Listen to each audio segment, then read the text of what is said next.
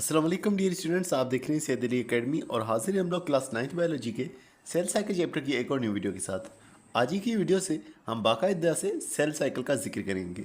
इससे पहले हम लोग सेल साइकिल के दौरान जो क्रोमोसोम होते हैं जिनका बहुत ही ज़्यादा रोल होता है खासतौर पर सेल डिवीजन के अंदर, उनके बारे में हमने जिक्र किया था। अगर हम बात करें सेल साइकिल के बारे में कि सेल साइकिल क्या होता है, हमें मालूम है कि सेल जो है वो डिवाइड होता है। एक सेल जो है वो डिवाइड हुआ और उसके बाद का मरहला होगा जिसके अंदर सेल ग्रोथ करेगा और फिर जा कर के जब ये सेल बड़ा हो चुका होगा, ये डिवाइड हुआ सेल जब बड़ा हो चुका होगा दोबारा से अब डिवाइड करेगा, तो वो जो मरहला है एक डिवीजन से दूसरी डिवीजन तक, ये वाला मरहला पूरा सेल साइकिल कहलाएगा, जिसके अंदर हम डिवीजन को भी जिक्र करेंगे और ग्रोथ को भी जिक्र करेंगे।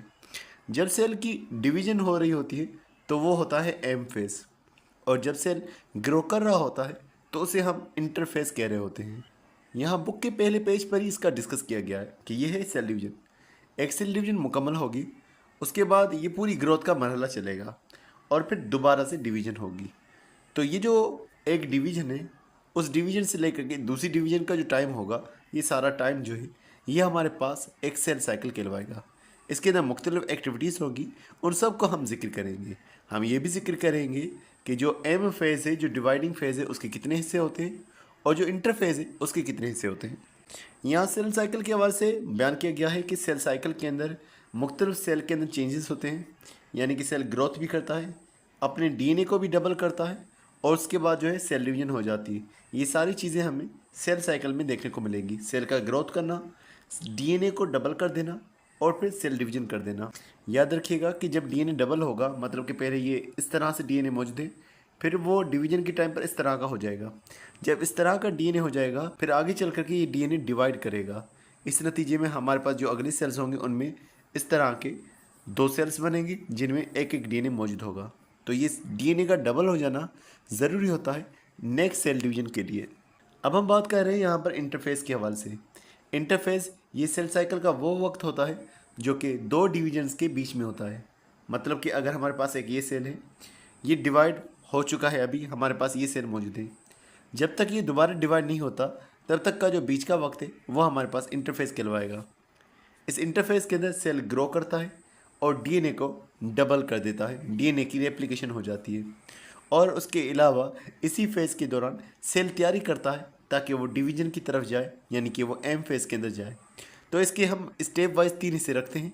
एक को हम G1 कहते हैं, एक को एस फेज़ कहा जाता है और दूसरे को G2 कहा जाता है।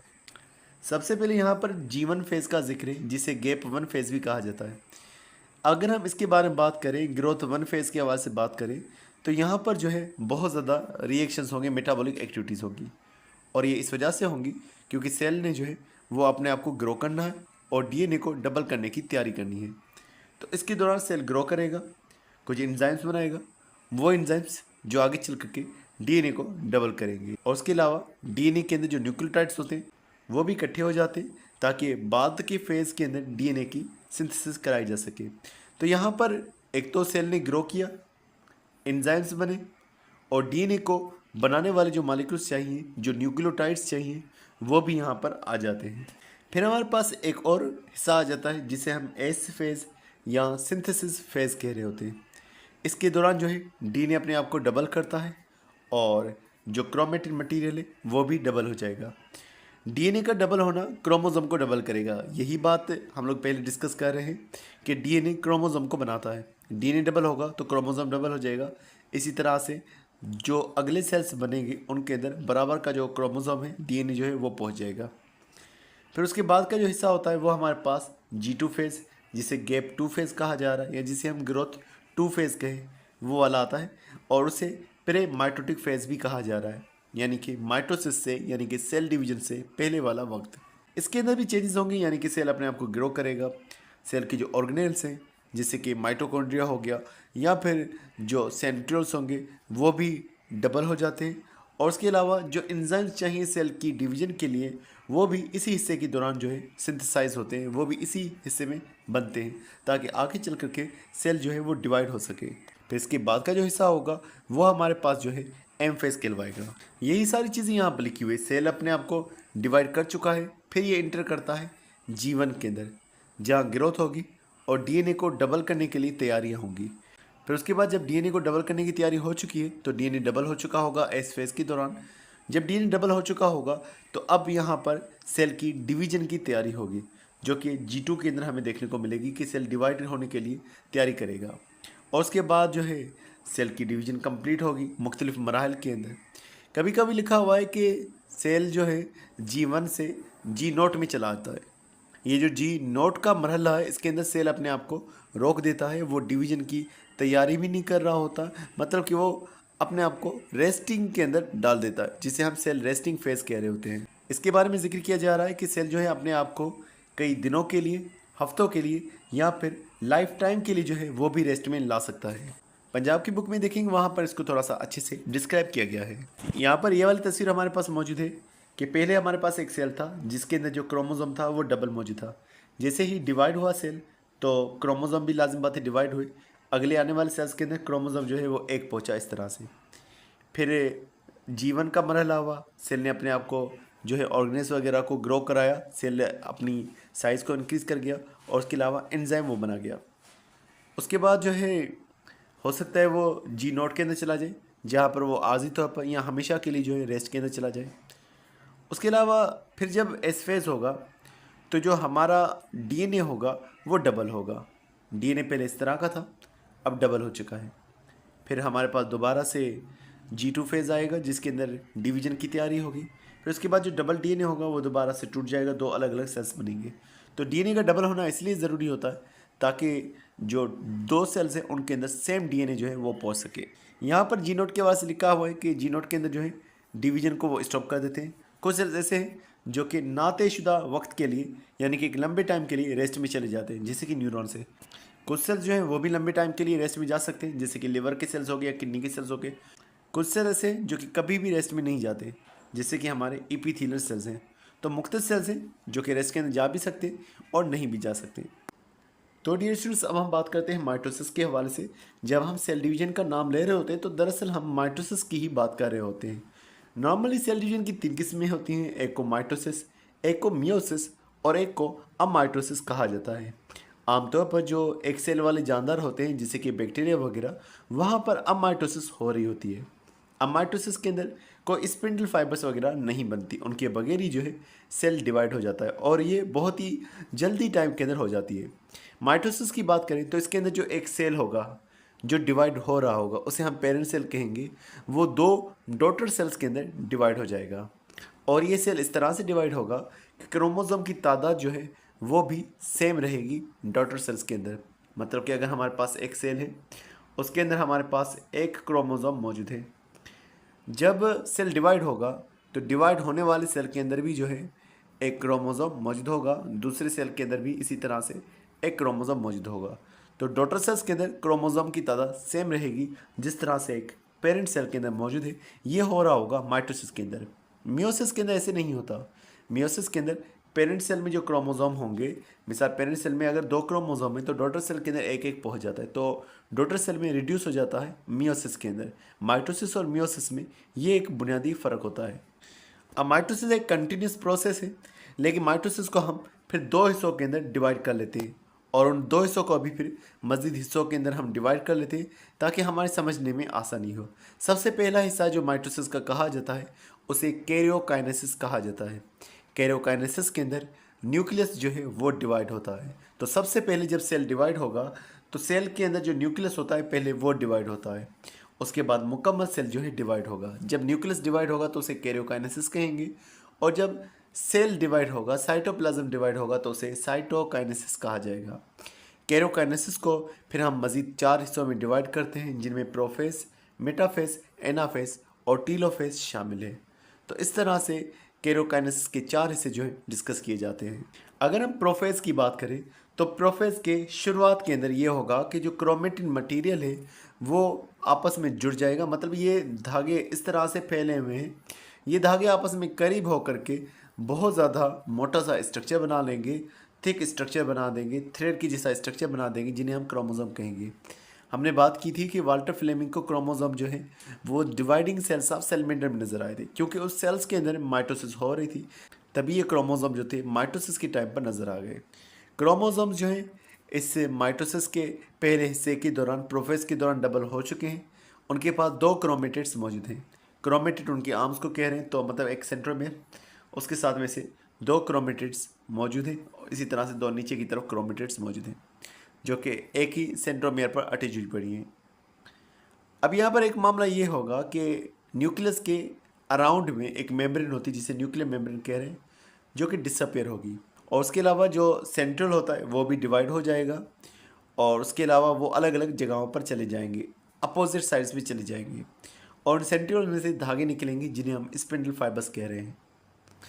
अगर हम इसका खुलासा करें तो ये किस तरह से होगा। शुरू के अंदर हमने कहा कि ये हमारा एक सेल है। इस सेल के अंदर न्यूक्लियस मौजूद है और इस न्यूक्लियस के अंदर छोटे छोटे से धागे मौजूद हैं। ये धागे करीब आकर के क्रोमोसोम का स्ट्रक्चर बना चुकी होंगी, जिससे कि हमारे पास एक सेल में न्यूक्लियस और ये मोटे से धागे मौजूद हैं। मिसाल, अब पहला मरहला ये होगा यहाँ पर कि सेल के अंदर ये जो न्यूक्लियस था ये गायब हो चुका होगा और ये हमें धागे ही नज़र आ रहे होंगे। सेंट्रल जो एक जगह पर मौजूद था, ये सेंट्रल यहाँ से निकल करके इस तरफ आ जाएगा और सेंट्रल में से कुछ धागे निकलेंगे जिन्हें स्पिंडल फाइबर्स कहा जा रहा है और ये स्पिंडल फाइबर्स जो हैं फिर क्रोमोसोम की तरफ आना शुरू हो जाएंगी। लिखा हुआ है कि प्लांट सेल्स के अंदर सेंट्रल नहीं होते, तो प्लांट सेल में स्पिंडल फाइबर्स जो हैं वो माइक्रोट्यूबल्स के ज़रिए से बनती है। माइक्रोट्यूबल्स उनमें ऑलरेडी मौजूद होते हैं। दरअसल ये माइक्रोट्यूबल्स कुछ प्रोटीन के बने स्ट्रक्चर्स होते हैं जो इन सेंट्रल्स को भी बना रहे होते हैं। अब अगर हम बात करें मेटाफेज के हवाले से, जो स्पिंडल फाइबर जुड़े थे क्रोमोसोम के साथ में, वो क्रोमोसोम्स को, जितने भी क्रोमोसोम होंगे उन्हें एक ही कतार में बीच के अंदर रख लेंगे और मज़ीद लिखा हुआ है कि हर क्रोमोसोम जो है एक अलग अलग स्पिंडल फाइबर के साथ में जुड़ा हुआ होगा। यहाँ पर अर्ली प्रोफेज दिखाया हुआ है, यहाँ पर थोड़ा सा लेट वाला प्रोफेज दिखाया हुआ है कि धागे जो हैं क्रोमोसोम के बन रहे हैं और ये यहाँ पर बन गए धागे हमारे पास। उसके अलावा ये न्यूक्लियर मेम्ब्रेन जो थी ये डिज़ोल्व होकर के ख़त्म हो गई, तो न्यूक्लियर मेम्ब्रेन यहाँ पर ख़त्म हो रही है। जो सेंट्रल इस जगह पर पड़े हुए हैं, 2 सेंट्रियोल जो हैं एक जगह पर पड़े हुए हैं, ये एक सेंट्रल दूसरा ये डिवाइड हो, एक अलग जगह चला जाएगा, दूसरा अलग जगह चला जाएगा। इस तरह से 2 अपोजिट जगह पे आ जाएगी और इनमें से कुछ धागे निकल रहे हैं। इन धागों को हम स्पिंडल फाइबर्स कह रहे होते हैं। फिर मेटाफेज के अंदर ये जो स्पिंडल फाइबर्स हैं ये क्रोमोसोम्स के साथ में आज जुड़ेंगी और सारे क्रोमोसोम एक ही लाइन में इक्वेटर में सेंटर में आ जाएंगे। एनाफेज के अंदर ये होगा कि इनके दरमियान में खिंचाव बनेगा, स्पिंडल फाइबर्स शॉर्ट होंगी और क्रोमोसोम्स को अपनी तरफ खींचेंगी। इस तरह से क्रोमोसोम जो है सेंट्रोल के ज़्यादा करीब आ रहे होंगे। एनाफेज के वजह से यही बात लिखी हुई है कि स्पिंडल फाइबर्स कॉन्टैक्ट होंगी, शॉर्ट होंगी और जो सेंट्रोमेयर है, सेंट्रोमेयर ये बीच वाली जगह है, सेंट्रोमेयर जो है वो भी डिवाइड होगा। सेंट्रोमेयर के साथ जो है 2 धागे जुड़े हुए थे, सेंट्रोमेयर भी जो डिवाइड होगा और इस तरह से एक धागा ये बनेगा, दूसरा क्रोमोसोम का इस तरह से ये धागा बनेगा। तो इस तरह से क्रोमोसोम जो है वो भी सेपरेट होंगे और अपोजिट जगहों पर आना शुरू हो जाएंगे। अगर एक सेंट्रल इधर था तो क्रोमोसोम इसकी तरफ आना शुरू हो जाएंगे। तो इस तरह से जो क्रोमोसोम से वो अलग अलग जगहों पर आएंगे। अब ये जो क्रोमेटिड्स हैं इनको हम क्रोमोसोम कह रहे होंगे क्योंकि ये जो एक बाजू है मिसाल के तौर पर, ये एक अलग से क्रोमोसोम बन चुकी जो कि अपोजिट साइड में आ रही है। तो इस तरह से अपोजिट साइड्स में मूवमेंट होगी इन क्रोमोसोम्स की। अब जो लास्ट हिस्सा है वो है टेलोफेज। टेलोफेज के अंदर ये होगा कि जो क्रोमेटिड्स हैं वो अपोजिट जगहों पर आ चुकी होंगी और एक ही बात ये होगी कि हर हिस्सा जो होगा, मिसाल एक साइड ये वाली थी, दूसरी ये वाली साइड थी, दोनों साइड जो है बराबर क्रोमोसोम पहुँचे हुए होंगे और उसके अलावा जो है फिर न्यूक्लियर मेम्ब्रेन दोबारा से यहाँ पर बन जाती है। इस तरह से 2 न्यूक्लियाई हमारे पास बन चुके होते हैं, 2 न्यूक्लियस हमारे पास बन चुके हैं, न्यूक्लियस की डिवीजन हो चुकी है, तो इसको हम कैरियोकाइनेसिस कहेंगे। अब टेलोफेज के अंदर यही दिखाया जा रहा है कि 2 न्यूक्लियस हमारे पास बन चुके हैं, यानी कि कैरियोकाइनेसिस यहाँ पर हो चुकी है। अब हम बात करते हैं साइटोकाइनेसिस के हवाले से कि किस तरह से साइटोप्लाज्म जो है वो 2 हिस्सों के अंदर डिवाइड हो जाता है और किस तरह से 2 सेल्स जो है हमारे पास बन जाते हैं। एनिमल सेल के अंदर सेल डिवीजन अलग होगी, प्लांट सेल के अंदर जो है वो अलग से डिवीजन होगी। अगर हम एनिमल सेल की बात करें तो साइटोकाइनेसिस इस तरह से होती है कि बीच के अंदर एक कंस्ट्रक्शन जो है वो डेवलप होती है। कंस्ट्रक्शन क्या होगी कि एक टेंशन जो है, एक फोर्स जो है वो डेवलप होगी, जिस वजह से वो बीच का हिस्सा जो है वो पतला होना शुरू हो जाएगा, नैरो होना शुरू हो जाएगा। ये कंस्ट्रक्शन और बढ़ती जाएगी और साइटोप्लाज्म जो है 2 हिस्सों के अंदर डिवाइड हो जाएगा। इस तरह से 2 सेल्स बन जाएंगे। यहाँ पर देख रहे हैं कि ये वाली जो एरिया है, बीच का हिस्सा जो है ये आपस में नैरो होना शुरू हो जाएगा, यहाँ से नैरो होना शुरू हो जाएगा। इस नैरो होने की वजह से ये हिस्सा अंदर आ जाएगा और इस तरह से दो सेल्स हमारे अलहदा से बन जाएंगे। तो ये जो है बाहर से इस तरह से ये डिवाइड हो रहा होगा, दो हमारे पास अलग से सेल्स बन जाएंगे। इससे पहले एक मूवमेंट होती है साइक्लोसिस, जिसमें पूरा साइटोप्लाज्म घूमता है, जिस वजह से ये होगा कि सेल के तमाम ऑर्गन्स जो हैं वो भी इक्वली डिवाइड हो जाते हैं। प्लांट के सेल के अंदर ये होगा कि एक सेल प्लेट डेवलप होती है। प्लांट का सेल इस तरह से हमारे पास मौजूद होता है, तो बीच के अंदर जो है एक स्ट्रक्चर डेवलप होगा जिसे हम सेल प्लेट कहते हैं। सेल प्लेट जो है जब बन चुका होगा तो दो सेल्स हमारे पास अलग अलग हो चुके होंगे और इस सेल प्लेट जो है आगे चल करके मिडल लेमेला बनती है। तो इस तरह से दो सेल्स बनेंगे जो कि एग्जैक्ट कॉपी होंगे अपने पेरेंट सेल के मामले में। तो डॉटर सेल्स इसी तरह से सेम होंगे और हमको सेम बेसिकली इसके लिए कह रहे हैं क्योंकि इनमें डीएनए जो है वो सेम पहुंच रहा है। अब हम बात करते हैं माइटोसिस की इंपॉर्टेंस के हवाले से कि माइटोसिस हमारी ज़िंदगी के अंदर किस तरह से रोल प्ले कर रही है। माइटोसिस की बात करें तो ये हमारी डेवलपमेंट, हमारे बॉडी के पार्ट्स का बनना और हमारी ग्रोथ, हमारे मास का इंक्रीज होना, उसके लिए ज़रूरी होता है। हमारी ग्रोथ के अंदर हमारे सेल्स बढ़ते हैं, तो सेल्स का बढ़ना ये सारा माइटोसिस में हो रहा होता है। और अगर हम बात करें कि कई सारी असेक्सुअल रिप्रोडक्शन जो है वो भी माइटोसिस के ज़रिए से हो रही होती है। बस सिंगल सेल जो है वो दो सेल्स में डिवाइड हो जाता है सिंपली। वेजिटेटिव प्रोपगेशन जो है वो भी माइटोसिस के ज़रिए से हो रही है कि प्लांट का कोई भी हिस्सा हमने कट कर लिया, उसमें से नया प्लांट बन गया, तो ये भी माइटोसिस के ज़रिए से हो गया। उसके अलावा अगर हम बात करेंगे कि हमारे जो सेल्स हैं वो भी माइटोसिस से बने, हमारी बॉडी के जितने भी सेल्स हैं जैसे ब्लड सेल्स हो गए, ये माइटोसिस पर डिपेंड कर रहे हैं और स्किन के सेल्स वगैरह भी। और उसके अलावा अगर हमारे पास हीलिंग होती है, रिपेयरिंग होती है ज़ख्मों की, ज़ख्म हमारी स्किन पे आ गया, कोई टिश्यू वगैरह हमारा डैमेज हो गया, तो अगर स्किन का एक टिश्यू डैमेज हो चुका है तो वो माइटोसिस की मदद से बराबर के सेल्स जो हैं वो ग्रो करना शुरू हो जाएंगे डिवाइड होते हुए। इस तरह से दोबारा से नया टिश्यू हमारे पास डेवलप हो जाएगा। तो ये सारी चीज़ें माइटोसिस पर डिपेंड करती हैं, हमारी ग्रोथ और डेवलपमेंट। और असेक्सुअल रिप्रोडक्शन सिंपली मतलब है कि नए सेल्स का बनना और इसी तरह से आगे एक ऑर्गेनिज्म का ग्रो कर जाना। वेजिटेटिव प्रोपगेशन, प्लांट का कोई सामने लगा दिया, स्टेम हो गया, रूट हो गया, लीफ हो गया, जो फ्लावरिंग पार्ट नहीं है उनको अलावा, तो ये जो हमारे पास रूट, स्टेम, लीफ है, ये सारे नए प्लांट को डेवलप करा सकती हैं। और उसके अलावा नए सेल्स जो भी बॉडी के बनेंगे, सोमेटिक सेल्स, वो भी माइटोसिस से बनेंगे। रिपेयरिंग ऑफ वुंड्स में भी हेल्प कर रही है। तो इस तरह से ये माइटोसिस हमारे लिए फ़ायदेमंद हो रही है। अब हम लोग यहाँ पर जिक्र करें सेल डेथ के हवाले से। सेल डेथ दो तरह की होती है, एक को एपोटोसिस और दूसरे को नेक्रोसिस कहा जाता है। हम अगर बात करें हमारे अंदर जो सेल्स होते हैं वो कुछ केमिकल्स के ऊपर, कुछ हार्मोन्स के ऊपर डिपेंड करते हैं। सेल का सारा काम हार्मोन्स के ऊपर हो रहा होता है। हार्मोन्स जो है फिर वो डीएनए को कंट्रोल करते हैं। तो सेल के तमाम काम जो है वो रेगुलेटेड और कंट्रोल होते हैं। सेल का मर जाना जो है ये भी प्री प्रोग्राम्ड होता है, ये भी तयशुदा होता है। तो सेल जो है कब मरेगा ये सारा डीएनए पर या कुछ सिग्नल्स पर डिपेंड करता है। अगर हम कह रहे हैं सेल डेथ प्रोग्राम्ड है, तो सेल डेथ अगर प्रोग्राम्ड है तो लाजमी इसका कुछ फ़ायदा भी होगा कि हमारी बॉडी खुद से क्यों सेल्स को ख़त्म कर रही है। अगर हम बात करें जो प्रोग्राम्ड सेल डेथ है, ये हमारे पास जो सेल्स हैं उन्हें कंट्रोल कर रही है। मिसाल के तौर पर हमारे अंदर कुछ पार्ट्स जो हैं वो एक्स्ट्रा होते हैं जिन्हें कट करना होता है, जैसे कि एक टेल है जो हमारे अंदर डेवलप हो रही होती है एम्ब्रियो के अंदर, उसे पूरा कट कर देना ये भी सेल डेथ की वजह से हो रहा है। उसके अलावा ये जो सेल डेथ हो रही है ये हमारे डिजिट्स के दरमियान में, हमारे फिंगर्स के दरमियान में भी हो रही है। अगर सेल डेथ नहीं होती तो हमारे फिंगर्स जो थी वो सारी आपस में जुड़ी रहती। तो हमारे पार्ट्स जो ज़रूरी हैं वहाँ पर बीच में से सेल डेथ हो रही है और हमारे पास डिजिट्स की, फिंगर्स की फॉर्मेशन हो रही है। और उसके अलावा कि सेल ख़राब ना हो जाए, कैंसरस ना बन जाए, इसलिए भी सेल डेथ, सेल का ख़त्म कर देना ये भी हमारे लिए फ़ायदेमंद होता है। अगर हम बात करें दो तरह की सेल डेथ के वजह से, तो एक ही एपोटोसिस जिसे सेल्फ डिस्ट्रक्शन यानी कि ऑटोफेगी कहा जा रहा है, जो कि खुद से हो रहा है। ये प्री प्रोग्राम्ड सेल डेथ होती है।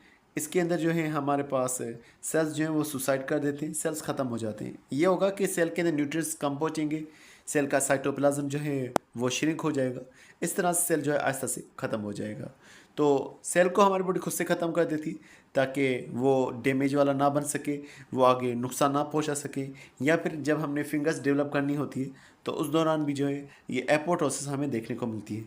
दूसरी नेक्रोसिस, अगर मिसाल के तौर पर ऑक्सीजन की कमी है और स्पाइडर वगैरह की बाइट लग चुकी है, तो इसी तरह की कुछ एक्सटर्नल फैक्टर्स की वजह से जब सेल डेथ हो रही है तो ये नेक्रोसिस है।